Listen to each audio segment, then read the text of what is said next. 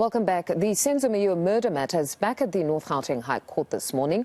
Meyiwa, the former Bafana Bafana goalkeeper and captain, was gunned down almost 8 years ago at the home of his girlfriend, Kelly Khumalo in Vosloorus. Slindelo Masikane is at court for us and joins us now. Good morning yet again, Slindelo. I understand there's been an adjournment now for 30 minutes, but a bit earlier we saw the judge was quite disappointed that he wasn't briefed around communication on the filing of the heads. Talk to us about this.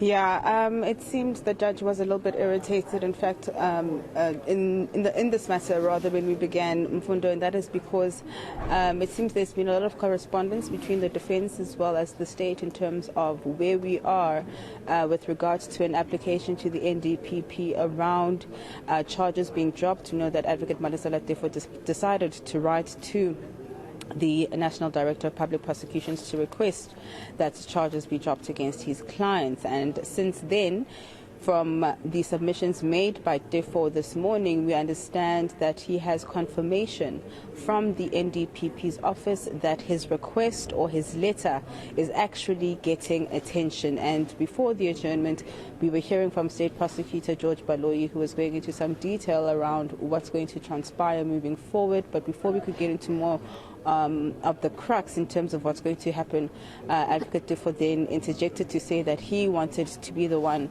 to actually tell the court in terms of what's going to happen moving forward. And so what we do know is that there should be a meeting between the DPP of the Pretoria Division of the High Court as well as the NDPP, that's Shamila Batohi, that's going to discuss the issue around the letter and the request for charges to be dropped. Because you will remember, Mfundo, that when it comes to any prosecution, really the NPA reserves the right to prosecute. And so if we are in court prosecuting or hearing the trial in terms of docket 636, where we're seeing the 5 men accused in the dock, that means the state then believed that they had a strong case against the 5 men already in the dock. So once we resume after 30 minutes, we know that we'll then have more details around what Teffo's clients then want him to do in terms of a mandate. I'm going to ask my colleague Joe Matlala to just give you a picture of what we're seeing right now, where we have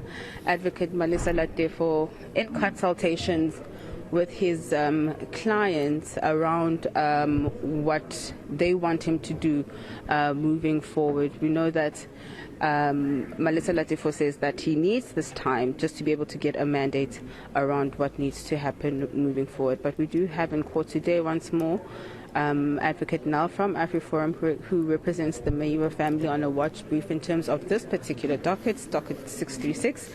And also we still have inside court State Prosecutor George Baloyi and Advocate Mshololo. You can see in the distance to my right that accused number 5 is seated by himself, not really in consultation with his lawyer, Advocate Mshololo, but she did have a discussion with him much earlier on. So just after 11 o'clock, Mfundo, is when we are now expecting to have court proceedings resume and then get a better sense from Advocate Teffo exactly what his clients want him to do in the interim while we await correspondence from the NDPP regarding that request for charges to be dropped.